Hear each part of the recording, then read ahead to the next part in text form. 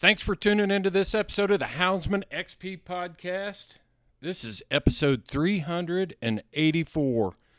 We've gotten together 384 times in the last 4 years to bring you this podcast, and I appreciate every one of you that has tuned in and listened to all of our episodes. And if you're just finding the podcast, I just want to put this little shout out there. We're glad to have you. I think you're going to learn a lot from listening to the Houndsman XP podcast, and we've put out a lot of good content, everything on nutrition, from nutrition to hydration to training to those legendary houndsman stories and interviews that we do every week. So welcome aboard. One thing I would encourage you to do, all right, you just heard how many episodes we've done, and I still get messages about, have you ever done a podcast about this? Have you ever done it? Well, if you go into your podcast platforms, you can search all of the prior episodes and find out. Because quite honestly, I can't remember what episode is which. I know we've done certain topics. I know that we've covered certain things. But to be able to say, yeah, go to episode 173, right off the top of my head, I've got to go back in and search it too. And who knows? Go back in there and search all of those episodes, and you'll probably find other things that you want to listen to and other helpful hints. Let's get down to business in this episode of this podcast, and we are going to take a deep dive into bullets, bullet designs, how bullets work, and things that will help you choose the next round that you're going to use when you go out hunting. It's a great podcast. I went straight to the source, 100% American company, Hornady Ammunition. I've got Seth Swerczek that is going to join us, and I can't tell you how much stuff that I've learned while I was doing this interview. I had a lot of questions. I've carried a firearm for 28 years in my professional life. I was a Marine before that. But as far as having any kind of knowledge, really, of bullets, bullet designs, loads, stuff like that, I was never a reloader. So we're all going to learn together in this podcast, folks. It was really mind-boggling to me. I picked up a lot of stuff. So I think you're really going to enjoy it. And if you're, not having the effectiveness out of your rounds on game that you think you should be having, or you're having to take multiple follow-up shots, things like that, Seth's going to open up a lot of ideas for us here and give us some information that could be crucial in picking a bullet that's going to give us that effective harvest, effective wound channels, and put trophies on the ground for us. And I'm not afraid to say trophies, folks. Trophy hunting is what saved North American wildlife, and I'm not ashamed of that. One big announcement that I have before we get to the interview is Houndsman XP is going to be contributing to the new Full Cry magazine. We're really excited about that. Danny and Jason Doobie are sitting at the helm of that thing, owning the magazine, and they're going to put together I think it's going to be awesome. I think it's going to be more hound stuff. Get us back to the old iconic days of Full Cry, and we can't be more excited. If you're looking for a subscription to Full Cry, this is an idea for you. And we talk about what we do for our patrons in Patreon a lot. But if you're a Patreon supporter, when you join us on Patreon, you're going to be eligible for a complimentary 1-year subscription to Full Cry magazine. And I was very happy to be able to work with Jason and Danny. And they think it's important enough for you to have this magazine in your hands. That's what we do here at Houndsman XP, preserve, protect, and promote. So we're going to be involved in that every chance we get that message out there, and it's really exciting to be able to offer this giveaway, this free subscription to Full Cry to our Patreon supporters. You can find out how to support this show through our website. So you go to houndsmanxp.com. You can click on the Support Us tab. It'll take you right to our Patreon page, and you can start today supporting the show that stands up for your rights, is your voice. And when you support us, then it gives us the opportunity to go to places like Florence, Colorado for Outdoorsman Days, a huge event, successful event that was put on by the Colorado Trappers and Predator Hunters Association that is in the trenches fighting to maintain our abilities to free cast hounds in the state of Colorado. And it's not just Colorado. I mean, there's ballot stuff going on all over the place. There are new regulations that are popping up, folks, and we're always going to be here to be the voice to bring you the information of how you can get involved. And don't think if it's just happening in Colorado that it's not coming to a town near you. Let's get down to business. This is a box shaker. Seth is a great guest to have on the podcast, and I don't know that I've ever talked to anybody else that had more information about ammunition and how it works than Seth. So I think it's going to be a great show for you to learn from. Let's get the tailgate down. It's time to dump the box.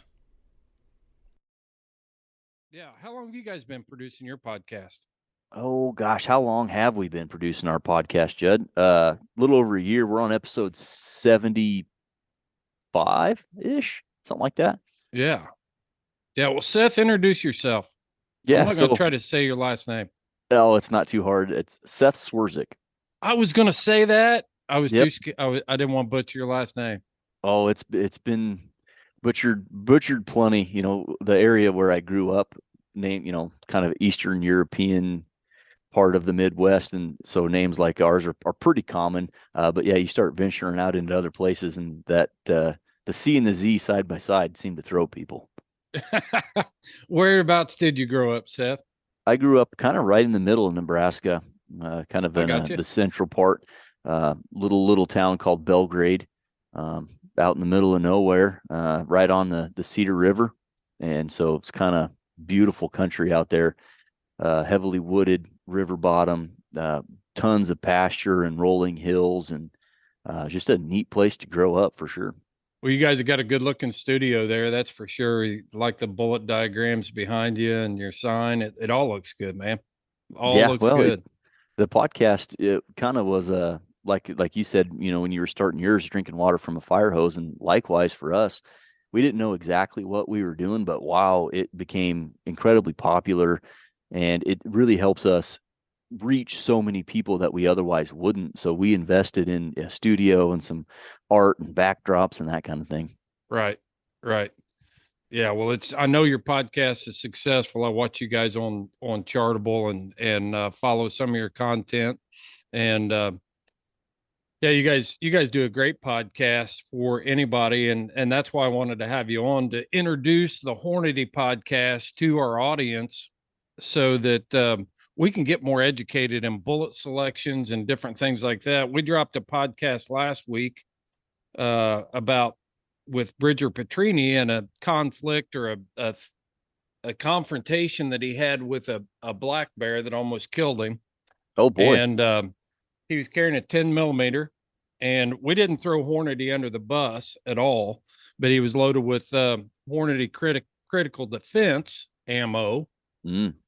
Instead of a more suitable round for what he could have been carrying in that 10 millimeter. And that's why I wanted to talk to you guys too, is we never can be too educated on bullet selections and things like that. So let's start with the thing that amazes me about Hornady is you're not just a retail ammunition company. You guys started out as a bullet manufacturer in 1949, a designer of bullets. Right. Yeah, that was humble beginnings to say the least. But yeah, you had Joyce Hornady, the founder of the company. He was a marksmanship instructor during World War II, and he was a competitive pistol shooter in the 30s and early 40s. And he loved to varmint hunt, in central Nebraska in those days, up until about 10 or 15 years ago. Prairie dogs were pretty prolific in this area, and no better pastime than shooting on prairie dogs. And accuracy, when you start pushing the boundaries on distance, became very important. And the bullets that were available just weren't accurate enough for what Joyce wanted to do. So he got a World War II surplus bullet press, and made some tooling up, found an investor, and started making bullets. And the rest is history, as they say. Since 1949 is what I was reading, is when it officially opened the doors for Hornady bullets at that time. Yep. He was making a 150 grain 30 caliber bullet. which is still one of our more popular bullets today. And he was also making a 22 caliber. I believe it was a 55, might have been a 50, but just simple bullets that shot to his accuracy standard. And yeah, they didn't produce ammunition until the 60s. So it was kind of a standalone bullet company. And then we got into the reloading tools market.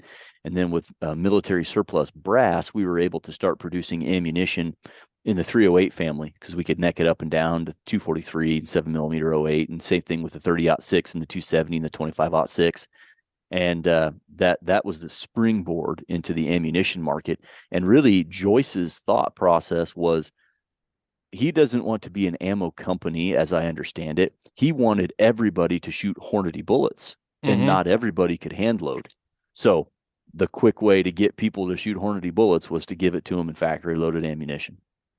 That's where I'm at. I'm not a hand loader. And when I read, articles and different things on bullet coefficiencies and designs and, all the tech talk around, bonded bullets. And I can't even regurgitate some of the technical terms that a lot of people that are a lot more accomplished than I am in bullet design and bullet selection. As a hunter, I need a bullet that I know is going to work and for my intended purpose. And I thought, man, we gotta do another dive into ammo selection and stuff like that. I've been guilty in the past of not paying close enough attention to the type of bullet and load that I'm carrying in a hunting rifle. I was always very meticulous and wanted to know some of the technical stuff when I was in law enforcement, of course, and wanted to make sure that those bullets were effective. But I want to zero in on hunting calibers because this is a true story. So we're walking into a bay up on a bear, and I was carrying a 357 Magnum pistol that was loaded with Underwood Extreme Penetrators. That's a Lehigh Valley bullet at the time. And another guy was carrying a 454 Casull with like an 8-inch barrel on it. I think he had to have a back scabbard for it, one of those great big, but he's like, what are you carrying? I said 357. And he said, oh, it's not big enough to for a black bear. And I said, well, what are you carrying? He said 454. I said, what's yours loaded with? And he didn't even know. It's bullets he got at Walmart. Yeah, whatever he could find. And I've in my 350 Legend, I use the Hornady bullets, and I've got 38s. I've got critical defense bullets. I've got critical duty. I've carried the critical duty on duty in my backup pistols to my duty weapons and things like that. But sure. I really want to zero in on talking about the importance of having the right bullet in your shooter. Yeah. Yeah. There's a lot that goes into it. And I think, like you mentioned at the beginning, it's important just to be educated. And, we have a responsibility as a manufacturer to help educate our consumer base. And likewise, as the consumer, you have the responsibility to the animal to do your homework and make sure you select the right product. And I think from a bullet standpoint, regardless of caliber and cartridge, when it comes to just the projectile, there's so much that's misunderstood that we that work internally, we're in an echo chamber. We understand the technology and we understand the differences, but it's not always easy to digest. And so I think the first part of educating someone that wants to know is to talk about bullet construction and what bullet construction types there are and what those types are good for. There's some crossover, of course, and then there's some things where you really don't want X, Y, or Z product. You really want A, B, or C product, know. And so I think from a bullet construction standpoint, largely that is a great place to start.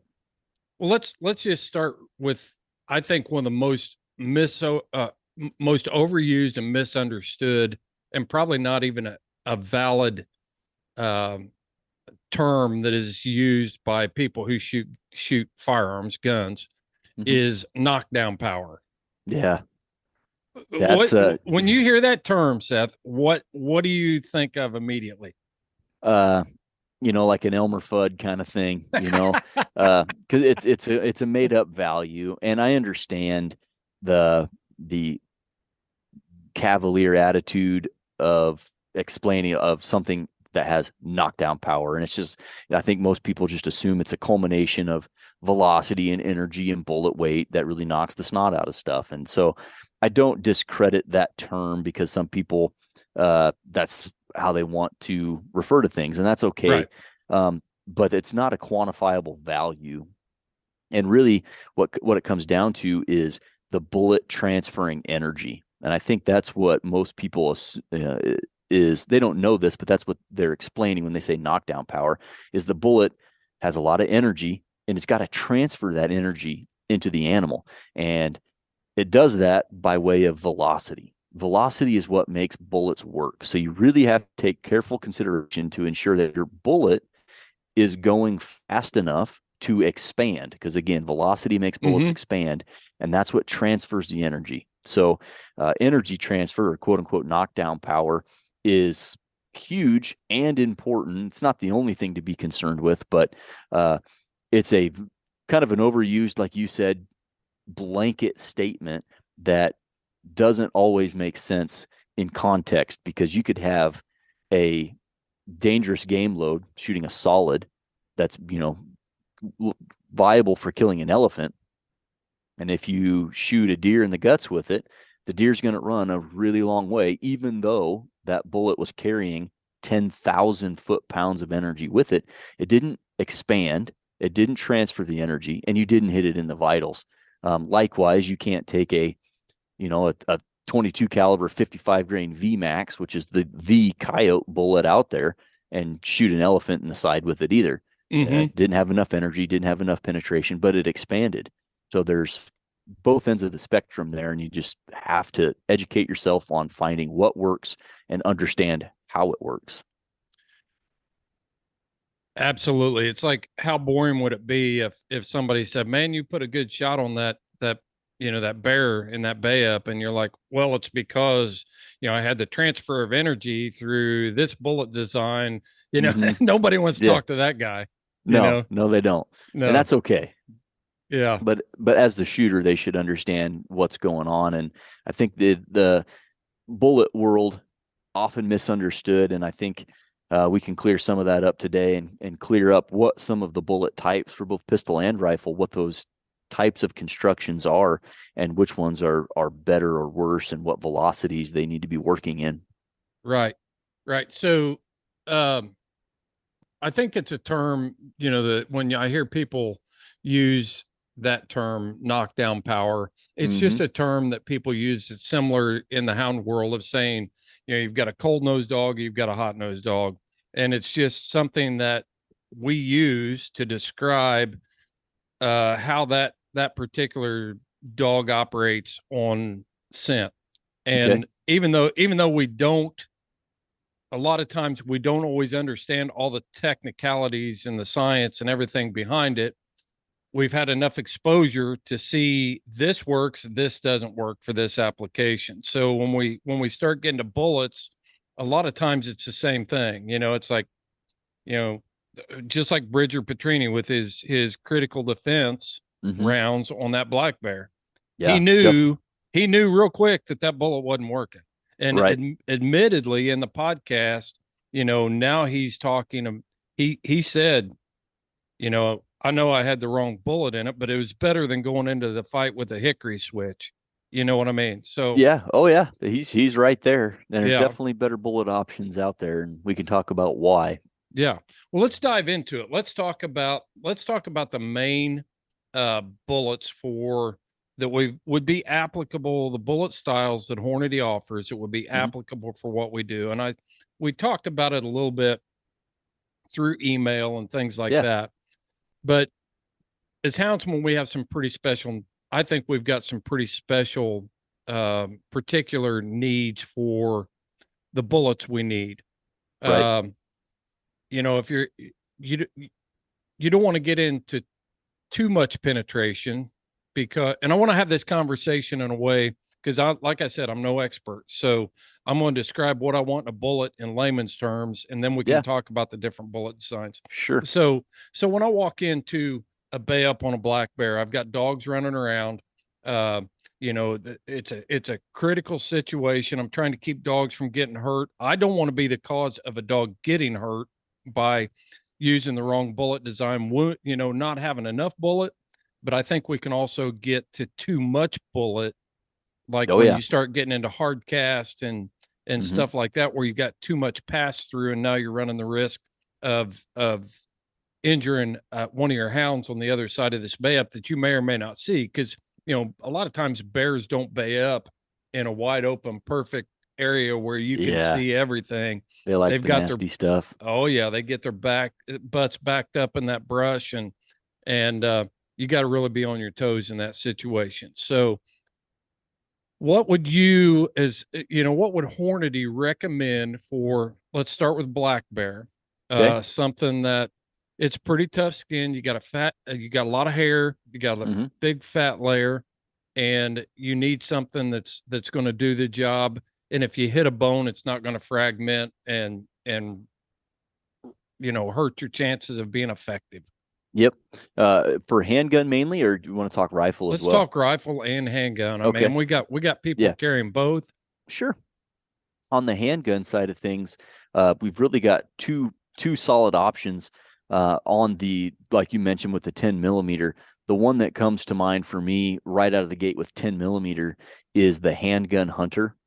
And so that ammo, the name says it all. And so if you don't do any education on your part for bullet selection, but you see Handgun Hunter on the box, you're going to do okay regardless of what caliber it's in.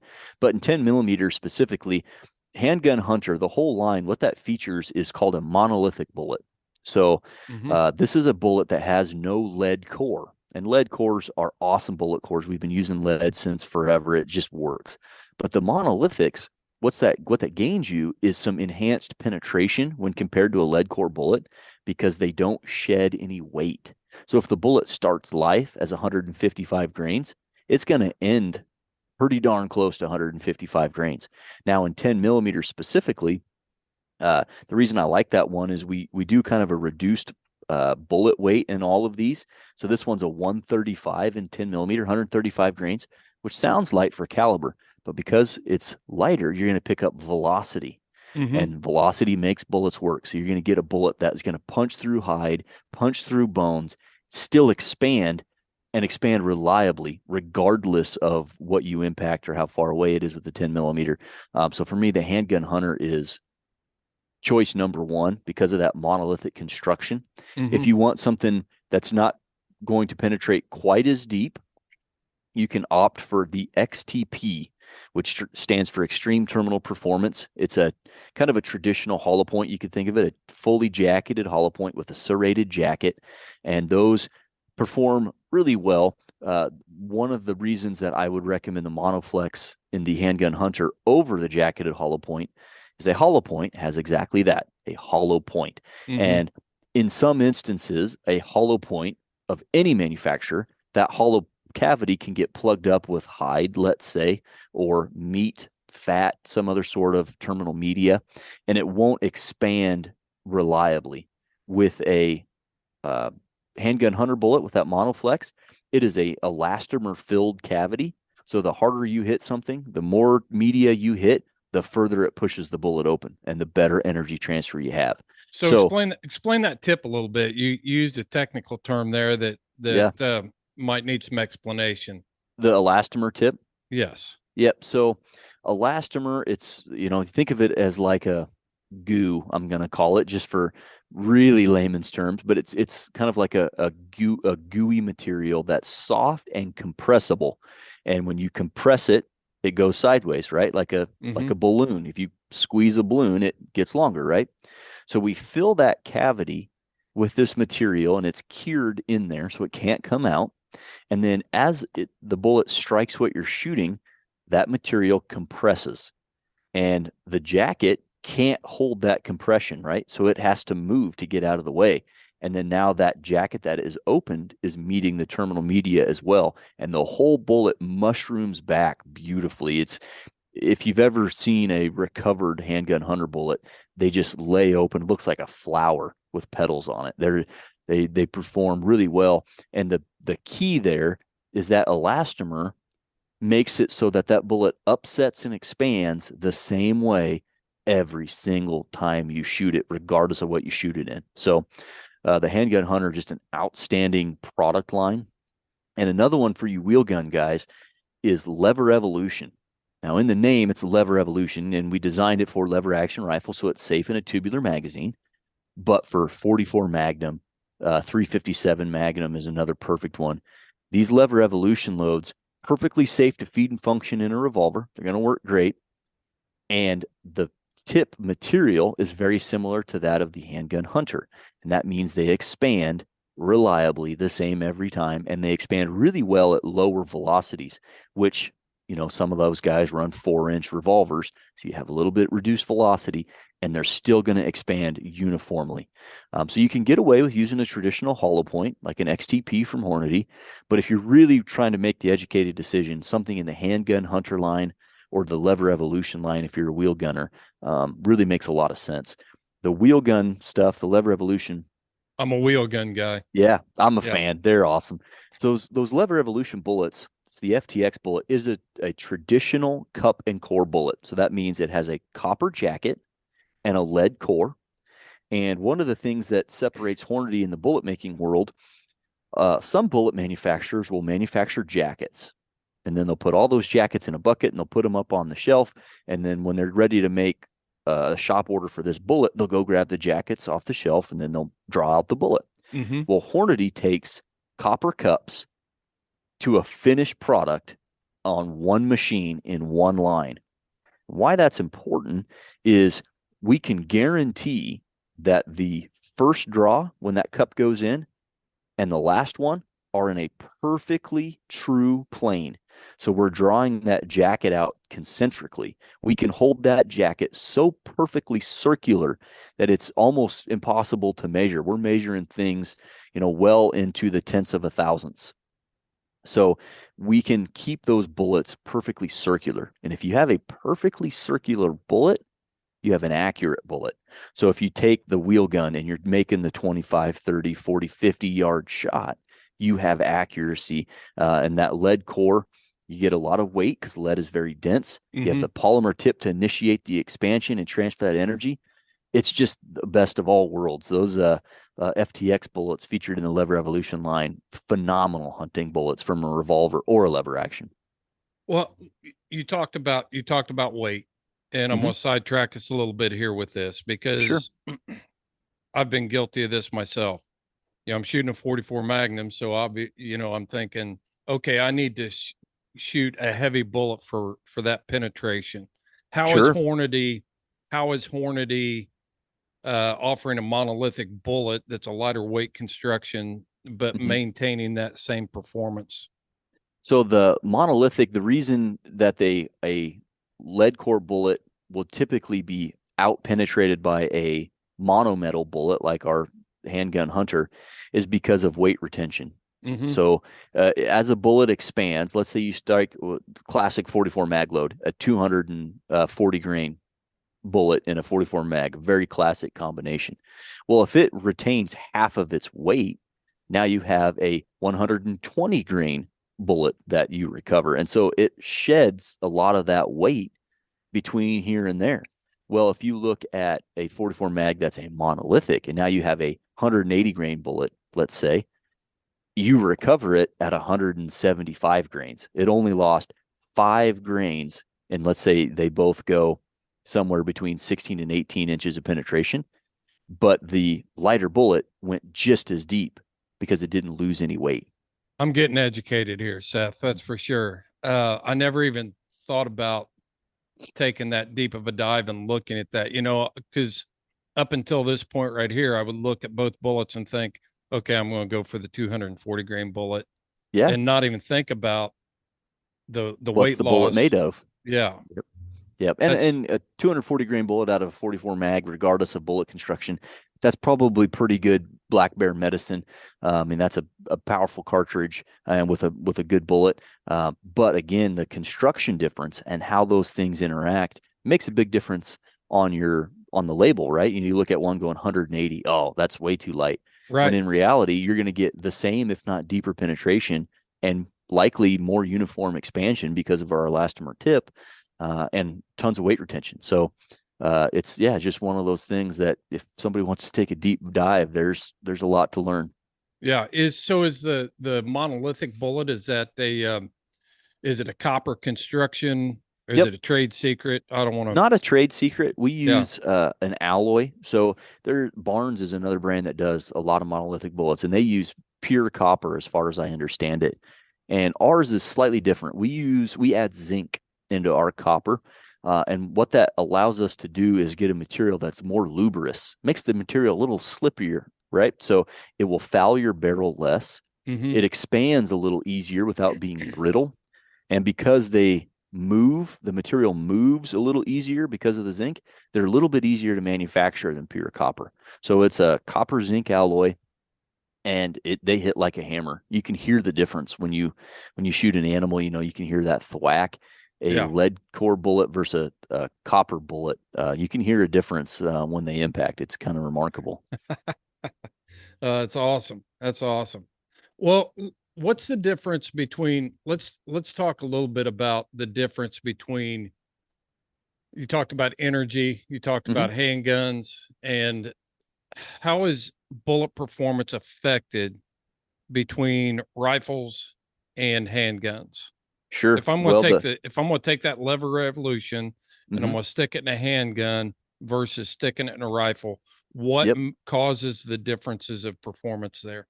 So the difference you're going to see there is mainly velocity driven. And I said, bullets require velocity to work. And anytime you increase velocity on an expanding bullet, a bullet that's mushrooming out and expanding, if you increase velocity, you decrease penetration depth. So if you slow a bullet down and it's still expanding, it will penetrate deeper. And the reason for that is, think of a parachute.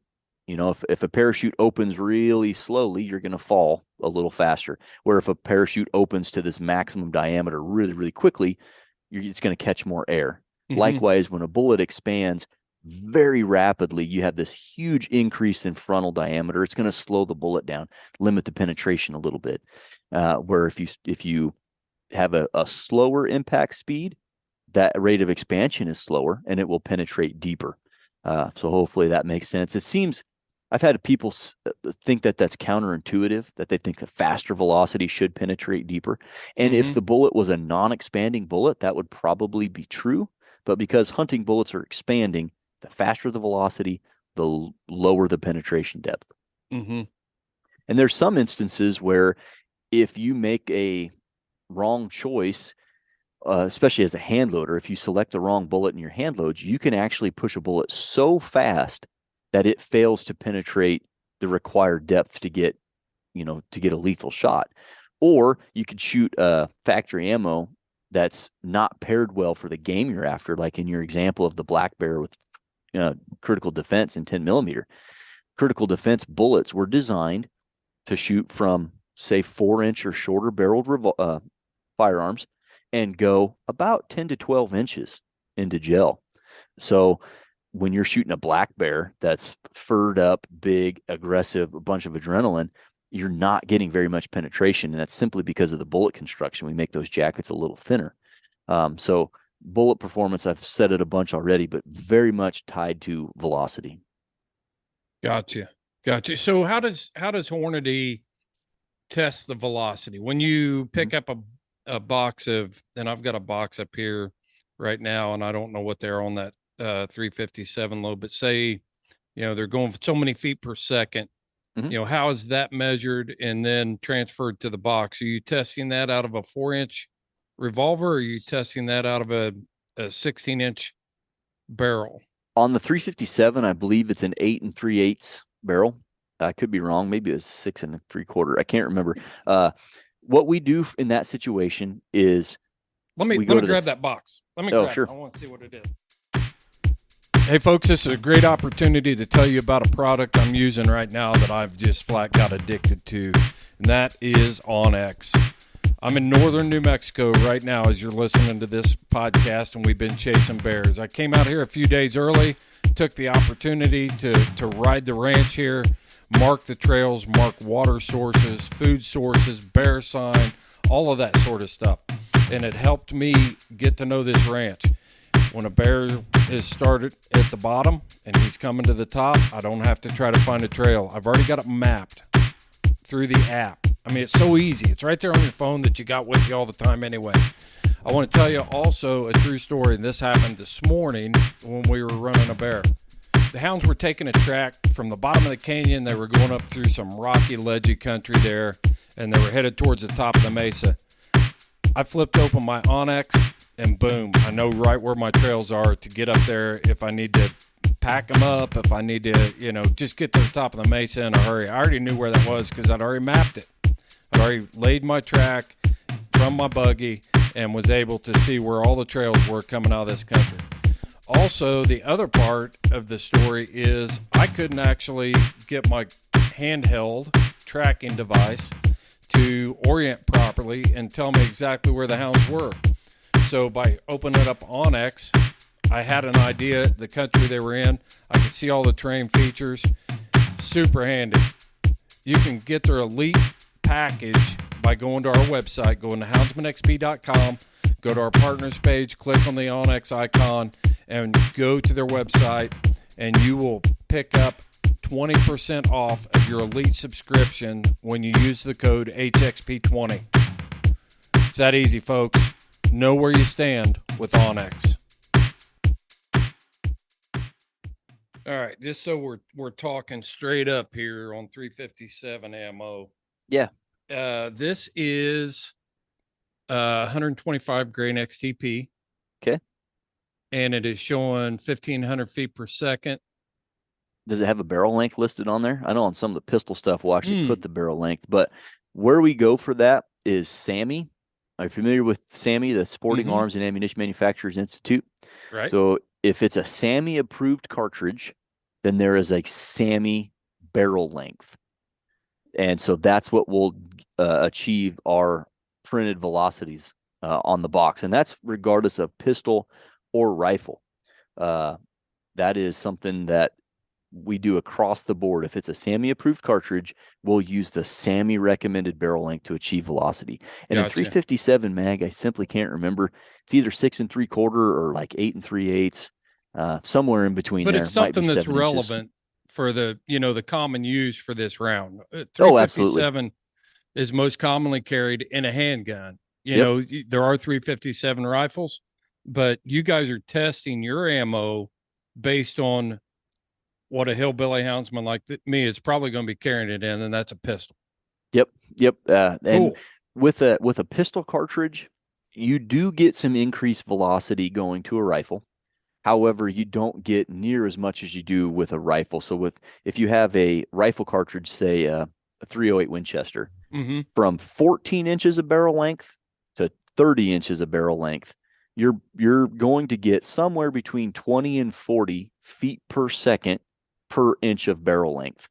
No way. You can almost count. You can count on it. That's going to be within there. Usually it's closer to 25 feet per second, but we'll open it up just to be all encompassing. But almost all cases are around 25 feet per second per inch of barrel. On a revolver cartridge going to a rifle, because there's so little propellant, you're producing so little gas volume in comparison to the bore volume increase. You're really not gaining as much velocity. You certainly won't get 25 feet per second per inch going from 8 inches to, say, a 20-inch carbine. You might pick up an extra 150, 200 foot, but certainly not the huge increase that you would see with a bottlenecked rifle cartridge. Again, something I didn't know. I thought magically this bullet turned into beast mode when I stuck it in a 44 mag rifle or a 357 mag rifle. I've got it in both, but it does pick up some speed. Yeah. But again, the propellant charge, on a 357 mag, it's 8 or 9, 10 grains of powder, and it just lacks the gas volume to really propel that bullet a whole lot faster. Right. Well, what else you got on pistol ammo for us? On pistol ammo, I would Mhm. say, a classic like the XTP, you really can't go wrong. It's a solid option. If you want to look into something a little bit more technologically advanced, anything with a polymer tip is just going to increase the consistency of your expansion. And then, make the choice between monolithic and lead core. Again, there's good options in both, but the lead core stuff is going to be heavier for caliber. The monolithic stuff a little lighter for caliber, but don't let that light for caliber scare you off. That is very much people get caught up in that, but just because it's lighter doesn't mean it's going to underpenetrate when it's monolithic. All right, let's talk about. I've got one more question about handgun ammo, because I did pick these up when I picked up a new 357 not too long ago, and they're your American Gunner 125 grain XTP. Yeah. What was that bullet built for? Because I obviously I want to know, is this a hunting round? Is this suitable for hunting? Is it? Yep. Okay. Yeah, the XTP bullet was really designed to be our first introduction. This was designed in the 80s to be our first introduction into a bullet that had a chance to pass the FBI protocol for penetration, which I know you'd be familiar with on the law enforcement side. Right. It was designed for that terminal performance, extreme terminal performance. That's the name. So it is very much a hunting bullet. The 125 grainer, we got people use it every year on whitetail deer, Midwestern whitetail deer.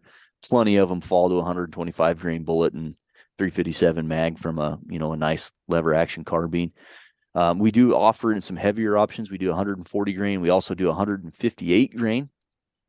We offer the bullet for reloading as 180 grain. So we really span the spectrum of 357 mag with the XTP. Yep. And we offer the XTP as small as 25 caliber for the 25 auto, all the way up to 500 Smith & Wesson. Okay. With the XTP, then would I, for our uses as houndsmen, say we've got a guy out there that's doing his own reloading and things like that, or knows somebody that does reloading and he can help them out there. Are we looking at, with this particular bullet, would I be gaining anything by jumping up to that 180 grain on penetration, terminal performance, wound channel? What would I, or should I just, what do you think? I think, what you'd see there is kind of a slide rule effect, where if you move this one slide rule, this one comes down and this one goes up, and they're all interrelated. So if you jumped up to 180 grain bullet, you are going to increase your penetration. One, because it's just a heavier bullet. It's not going to shed as much weight, and it's going to be going significantly slower. So you're going to increase your penetration. You will not increase you likely won't increase your wound channel, your permanent or temporary wound cavity, because that bullet's going to be expanding so much slower. It will be a less efficient energy transfer unless you drove it from a 357 max or something, or you had a bolt action pistol made up. So you're going to get less expansion, deeper penetration. With the 125, you're going to get the opposite. You'll get a little bit less penetration than a 180, but you'll have a more pronounced wound cavity. You will transfer more energy. You will displace more tissue. Your temporary wound cavity will do more damage, where the bullet is displacing material and it stretches out until it reaches its elastic, capacity, and then it lacerates, right? You're going to do more tissue damage with a faster expanding bullet. So you're not wrong with the 125. If you had a hand loader out there, you might split the difference and pick a 158 or a 140, and that would kind of blend all things. But again, light for caliber with speed, if you put the bullet in the right place, is going to really do some damage. Yeah, and that's what we're looking for, is that. Explain terminal performance. I want to break this down as basic as we can. When we see a bullet manufacturer talk about terminal performance or wound channel length, let's just break some of those terms down, because from what you just said, what am I really looking for in my bullet design? Do I want that larger wound cavity, or do I want that deeper penetration? Well, that's up to the user to decide. Yeah, there's that's all personal preference on whether you want deeper penetration or faster expansion. And again, they're slide rule related. If you want more of one, you're going to get less of the other. So it's personal preference based on what you're hunting and what your shot preferences are. There's a lot of people, I'll reference this to deer because everybody seems to understand deer. There's a lot of people that I know that won't take a quartering-2 shot on a deer with a high-powered rifle. And I know other people that crush them in the front shoulder when they're facing them. And the bullet choice is different. If you're only taking behind the shoulder soft tissue shots, a really rapid expanding bullet makes a lot of sense because it's coming in between bone, coming off the shoulder blade in soft tissue. You're very short neck. So the neck is the distance that a bullet travels before it expands. Very short neck, very large and rapid initial expansion. So that'll give you a large permanent wound cavity. And then the temporary wound cavity is the shock, the hydraulic shock traveling through the tissue. And the tissue's absorbing that energy, and it will stretch. And a lot of tissue, think like lung tissue, liver tissue, the heart, for example, and then just meat and muscle, it will expand and absorb energy so much until it reaches a point where it can no longer expand. And at that point, it lacerates, and that's where you get all of that hemorrhaging. So a faster expanding bullet will do more of that than a slower expanding bullet. And again, they're related because if you want deeper penetration, if you want to shoot through the shoulder blade, you need to go heavier for caliber. You need to probably slow the velocity down so that it can punch through that shoulder blade and still get into the vitals. Where if you took a higher velocity bullet that was lighter weight and smoked it into a shoulder, it might not get the penetration that you want. So it's a slide rule, and it's important to keep all those things in mind. And I think a good general answer is to not find yourself grossly on one side of either of that spectrum. If you can find a spot in the middle, say if you want to go with lighter and faster expanding, maybe step up in caliber, maybe step up in bullet diameter. Instead of 10 millimeter, maybe go to a 44 or something like that. And if you're going to designate a certain caliber, don't be the lightest and don't be the heaviest. Maybe right in the middle is a good place to be, to give yourself the best of all the worlds. So we don't always get to pick. And I'm talking, that oh shit moment where it's like, I got to do something right now. You may not have that ideal shot. So it may be a front shoulder. It may be a quartering-2 type shot. So middle weights and taking advantage of velocity and the weight of your bullet is where you recommend being for this type of hunting.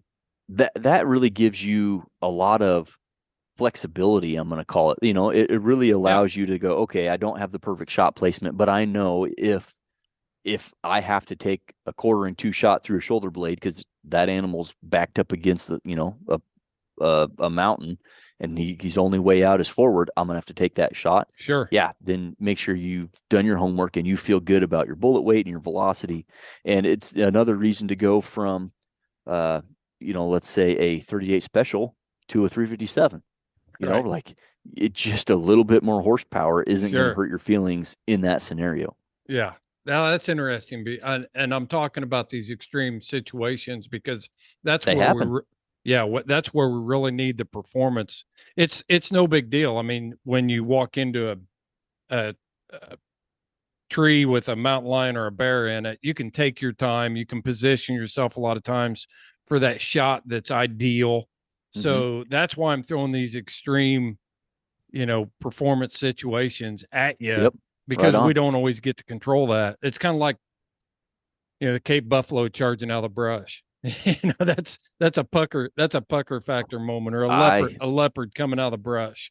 Yep. You don't need a 416 Ruger to kill a Cape buffalo, but if one's charging at you, you'd be glad you had it. That's right. Yeah. Let's talk about rifle bullets a little bit, because you've got the largest line in what you call your big game bullet line. I think so. I think you've got 9 of them, whereas some of the other leading manufacturers offer 4 or 5. Yeah. So why so many different bullets designs? Let's start off right there. Is it just for consumer? Yeah, I think it's to give the consumer the right tool for the job. And not everybody's doing the same job. It used to be that most of the job, the game you're after, was a deer size on down, black bear included, at traditional ranges, sub 250 yards. Mm-hmm. That was the majority. That was the gross majority, the very hefty majority of all hunting. And then that started to change as technology developed. And so we just provided bullets and ammo that evolved with that. So this isn't, typical of a houndsman like yourself, but the ELDX is a good example of technology changed such that people are hunting at non-traditional distances, 400 to 800 yards, let's say, and they're doing it regardless of what bullets are out there. So let's give them a bullet that's purpose-built to fit that niche. So that's what we did. And so we just have this big product line so that you don't have to compromise, that there's something there that is a really, really hand-in-glove situation for what you're doing. And just like we talked about with a pistol, a bullet's dependency on velocity is always there, and it's exaggerated with a rifle simply because of the ludicrous velocity when you compare it to a revolver. So very important to make the right bullet construction choice for what you're after. Yeah. Yeah. So taking this into the game that we're hunting, let's talk about some specific bullet designs that you think would work well for a person that's, I carry a 350 Legend. Yep. That's been my go-to. I've carried a 30-30, but right now I'm shooting a 350 Legend. I've kind of been on that kick lately. Yeah. But, and I've seen very good performance out of your 170. I think what do you call that? Your whitetail hunter? Yep. Interlock, American whitetail. Yep. American whitetail. So let's talk about that interlock bullet. Yeah. And that's really the bullet that started it all for Hornady, was that design, the exposed lead tip, kind of a traditional look. And it has, like the name implies, an interlock ring. And the way that works, we have a jacket around the lead, and the jacket is a certain thickness. And that's not an arbitrary number. We play with jacket thickness as a way to control expansion, because the jacket, we can taper it so it's thinner up front and thicker towards the bottom, so that as the bullet's mushrooming open, it's having to move more material, so it slows the expansion down. Well, another thing we do is that interlock ring. So we've got a very specifically tapered jacket, and then the interlock ring is a feature of the jacket. Think of it like a barb inside the jacket. Let's say a barb, like it goes like this, inside the jacket. Right. And we put the lead core inside the bullet, and we smash the core. We do our core seat operation. That makes the lead fill out the cup. Well, that lead fills out the cup and is gouged by that interlock ring. So now we have two mechanisms to control expansion. We have a jacket that is thick at the bottom and gets progressively thinner, so it expands easy up front, but then is harder to expand on the way down. And we have that interlock ring that's grabbing that lead core to try to hold it into the bullet. To maintain what can weight. happen, yes, is that lead will flow and expand. And as it expands on the front, on the top, it's drawing the lead up from the bottom. And there's a finite amount of lead in a bullet. So you can have a scenario where that lead flows so much that you pop the lead core out of the bullet. Now you have two separate pieces of mass, and they won't penetrate near as well as one solid piece of mass. So that interlock bullet, we have an exposed lead tip. And we talked earlier about how exposed polymer tips can create consistent expansion versus a hollow point. Likewise, an exposed lead tip in a rifle bullet upsets very consistent, because all you need to do is start to compress that lead, and lead is very soft. It will compress, and it'll push that bullet nose open, so you get beautiful expansion, you get controlled expansion, good penetration. And then when you couple that with like a 350 Legend or a 450 Bushmaster or something like that, you have this huge frontal diameter that is expanding rapidly, and it's just, devastating results for sure. And we make that interlock bullet as small as 6 millimeter, and then all the way up to, like I said, 450 Bushmaster, and every stop in between. And they do, if you're a traditional range shooter, 300 yards and in, that bullet, there's sexier products on the market, like our SST and stuff, but that interlock is as tried and true as anything else. And for yeah, black bear on down, it's a great bullet. And then with the right caliber selection and bullet weight selection, it's a great elk bullet as well. Yeah, that interlock is I've shot that. I believe I was even shooting the no, I think I shot SSTs out of my muzzleloader Mhm. in a Savage round. So when we're looking at other options, because I'll be the first to admit, you're traveling somewhere, and then you got bullet. Well, I'm always looking every store I go into it to, I'm looking at ammunition on the shelf, Yep. especially back when we had ammo shortages and different things Yeah. like that. It was horrendous. So what are some other good options for Yep. us Another, besides the interlock? in my opinion, well, if you want to get more general, or if you want a one and done, then the CX bullet, you can find that featured in our Superformance and also in our Outfitter line of ammo. The CX bullet is that same copper zinc alloy that we use in our handgun hunter. Mm-hmm. Very rugged bullet, shoulder blades, frontal shots, whatever comes your way. That monolithic bullet gives you 95% or more weight retention. It's just a hell for stout bullet. And if you're busting down shoulder blades, or if you get a shot opportunity that's not the most ideal, but it's the only one you're presented, the CX bullet, again, it's featured in the Outfitter line of ammunition. We also use it in Superformance. You can't go wrong with that bullet as a blanket statement. That is just a very, very versatile bullet. So that one, look for those. yeah, it's devastating. And like I said, they're And what very calibers rugged. did you say they come in? So we do that one as small as 243 Winchester in Outfitter and as big as 375 Ruger. And we do offer a 22 caliber CX offering in 223 Remington, but it's pretty light. I wouldn't recommend that for something where, you're mountain lion or bear or anything. But Right. 243 Winchester on up. And again, they're a little lighter for caliber, but it's because they're monolithic and they hit like a hammer. They penetrate really well. If you wanted to get more specific about, like, okay, well, we're just after mountain lion, let's say, Right.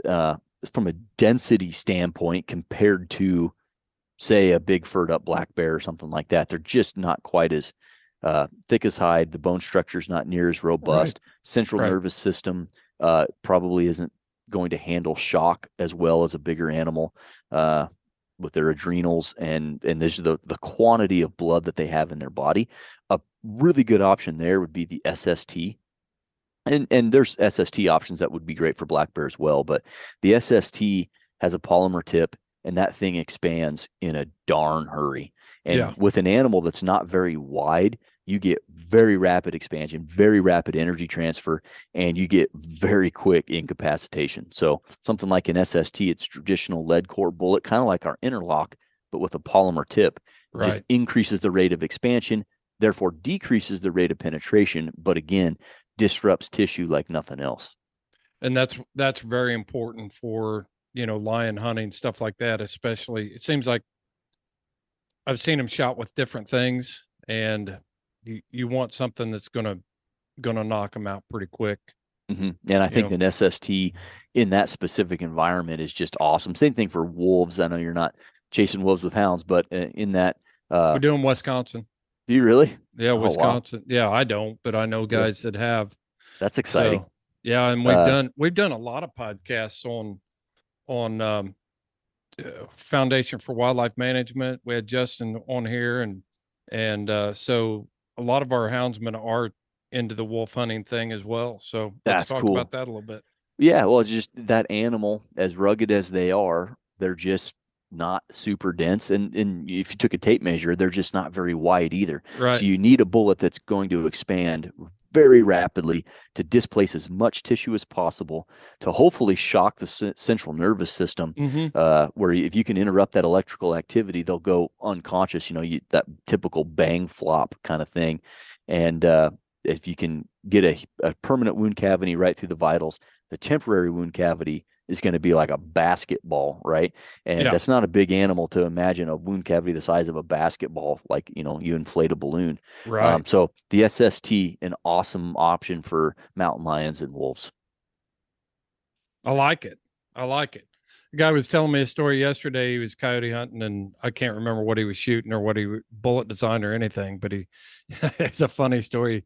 He had shot a coyote, and he thought it was dead, and he wrapped a leash around it and was dragging it out. And it stood up while he was Oh, it stood up while he was leading it out, or while he was dragging it out. And he actually he took his dog leash and tied it to a tree, because, he didn't have his rifle or whatever gun he was carrying. So he had to think of something. So he ties his leash around the tree, and now he's got a coyote standing there looking at him. Oh my gosh. Because of bullet performance right there. So that's one of those stories that I just found very funny. I mean, how many people can say they've had a coyote on a leash? Yeah, very few. I told him and he's from Wisconsin. I said, well, you're lucky it wasn't a wolf. Can you imagine? Oh my gosh, I can't. Yeah, you'd have your hands full, but that's an intense situation. And bullet performance could have changed that whole scenario. I'm a big proponent of the saying, I forget where I picked this up. Might have been our senior ballistician said this, but in a hierarchy, whatever's number one beats what's number two and number three. And number one is always shot placement. And in a close second, though, is bullet performance. You've got to have a bullet. You've got to put the bullet in the right spot. But then you want that bullet to expand and transfer energy. And if you fail to do either one of those things, you could end up with a problem. Yeah, for sure, no doubt about it. I get into that argument about the 10 millimeter range. You got a Glock 10 millimeter that holds 15 rounds. And the Glock 20. Yep. Yep. It's just like, okay, so why don't you just learn to shoot the first 6? That was always my argument with, we carried a SIG P220. It's 45 ACP, and it held 8 rounds. And the debate went on and on and on. The 45 was I was a very good, big fan of that round. Sure. I mean, you can almost hear freedom ringing when you say 45 ACP. Right. Like there's an eagle flying in the background. Yeah.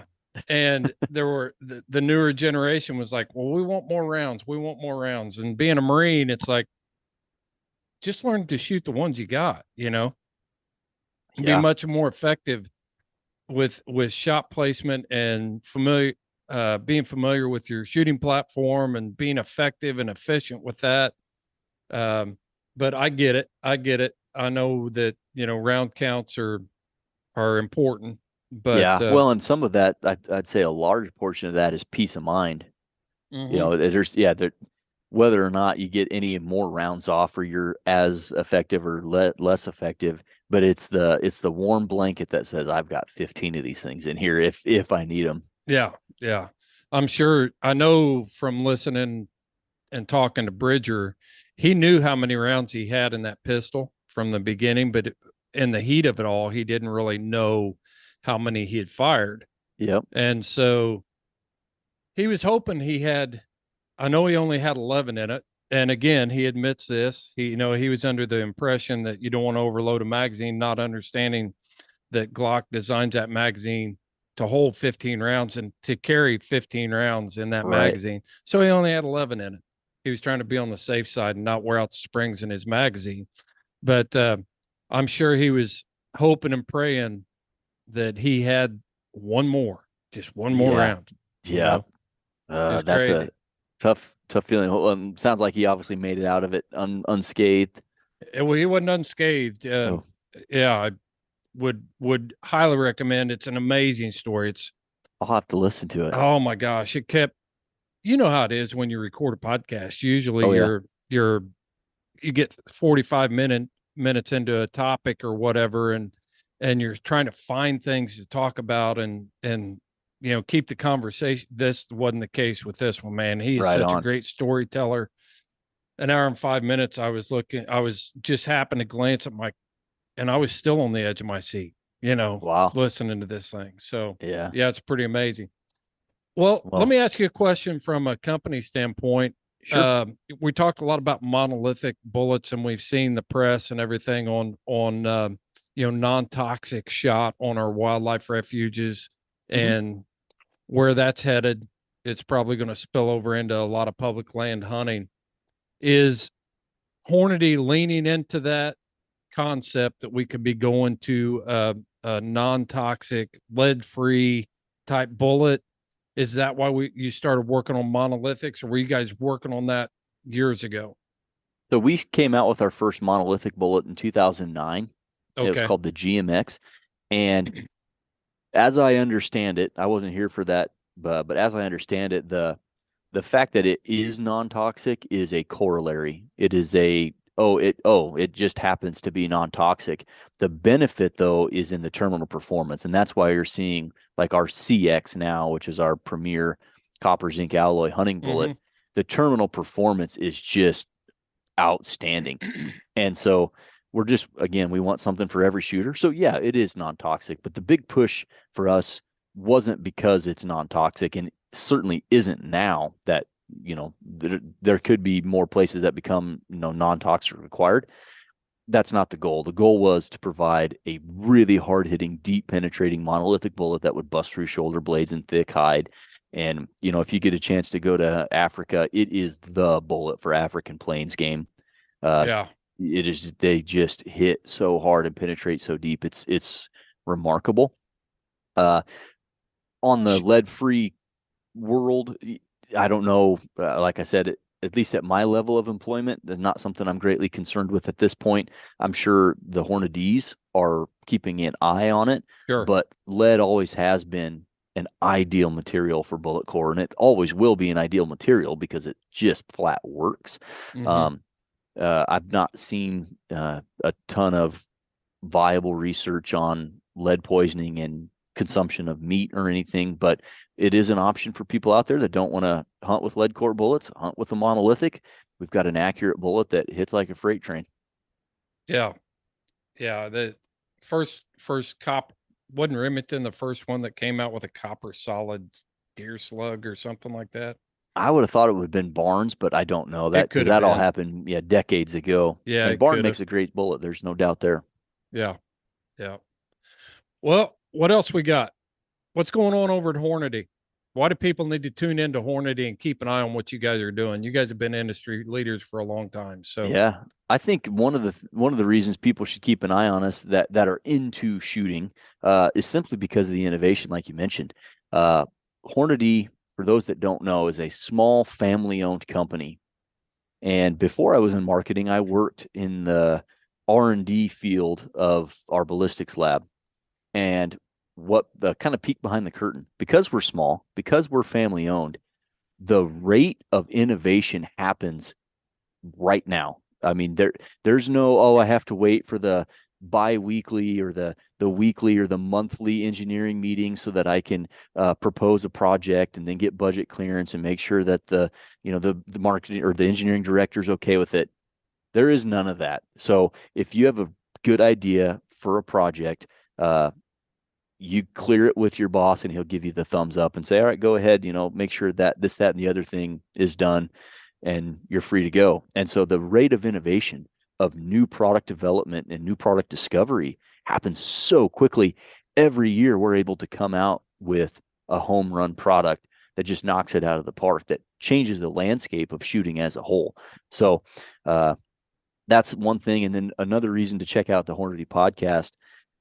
We talk about a bunch of stuff, but one of the things we really like to focus on is the study of precision shooting, mm-hmm. external ballistics, ballistic calculators. We have a Doppler radar that everybody knows about, that when we dive into a bunch of things on a bunch of topics that we go long form on, that really, dispel a lot of dogma and a lot of myths. So yeah, check out the Hornady podcast for those. Again, anything long range shooting, precision, new products. That's what we're known for. And we're going to continue to innovate, and we're going to continue to push the envelope for sure. Yeah. What a opportunity there to go from your ballistics lab into marketing. No wonder you're so smooth about being able to talk about bullet designs and things like that. So yeah, that's the coolest job at Hornady. There's no doubt about it. I mean, I've gotten to do some pretty amazing things in the marketing gig, but ballistic engineering and the kind of the new product R&D is next level fun if you're a Yeah. gun guy. I bet. So website is Hornady. Yep. www.hornady.com. And then on the YouTube, it's just the Hornady channel.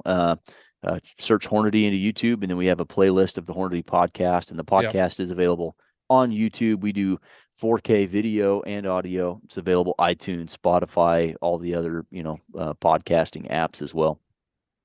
Well, Seth, I really appreciate you taking time to absolutely to educate us on bullets, especially me. I guess I'm to the point where this sort of stuff's a lot of my friends in hunting and law enforcement were a lot more into bullet designs and calibers and, be a little more techie than I was. Yeah. I was more of a, knuckle dragger, trigger puller type guy. I just needed That's stuff okay too. And, well, one last thing, for the guy, like you said, the knuckle draggers that are good at pulling the trigger that maybe aren't as techie. Hornady has a staff of people. I don't know if there's probably 8 or 10 of them up there right now.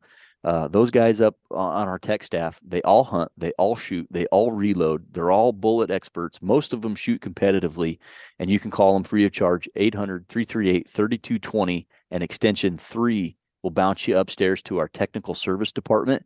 And if you have a question about construction or performance or what you should choose for this, that, the other thing, give those guys a call. Like I said, they're Monday through Friday, normal business hours, and they'll talk to you about it. Cool. And the thing I like about this box is it says made in the USA. Right on. Yeah, buddy. Well, Seth, thanks a lot. I appreciate your time. Make sure that you're checking out Hornady at Hornady.com. I know you guys have done a lot of good work for the, in the industry over the years, everything from working with the non-profits to make sure that we keep people shooting and hunting and all that good stuff. So you're our type of people, Seth. Right on. Likewise. Glad to have you on the podcast. Make sure you're checking out Houndsman XP at houndsmanxp.com. Check out our new merchandise. We've got a lot of stuff over there, leather patch caps, tumblers, all kinds of goodies, and represent. Thanks for listening to the Houndsman XP podcast. This is Fair Chase.